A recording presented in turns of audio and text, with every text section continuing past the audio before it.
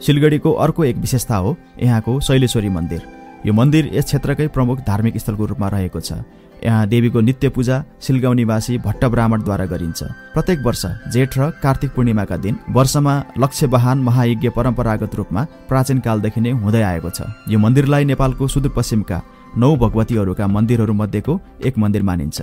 भगवान शिव र माता पार्वती आफ्नो विवाह पश्चात मधुचन्द्रिकाका निम्ति यस डोटी जिल्लामा अवस्थित रमणीय चन्द्रागिरी पर्वतलाई रोज्नु भएको थियो।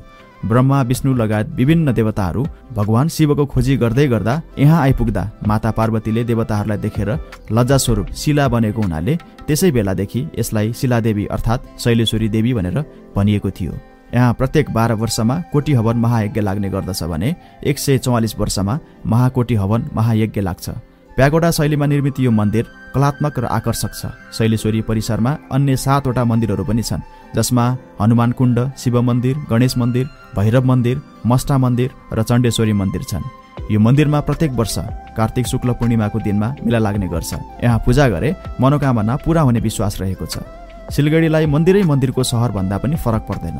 यहाँ वरपर राधाकृष्ण मन्दिर, भैरव मन्दिर, भीमसेन मन्दिर, दाडे मस्टो, दुधे मस्टो, तेडी मन्दिर, नमादेव मन्दिर आदि जस्ता थुप्रै अन्य देवी देवताका मन्दिरहरू रहेका छन्।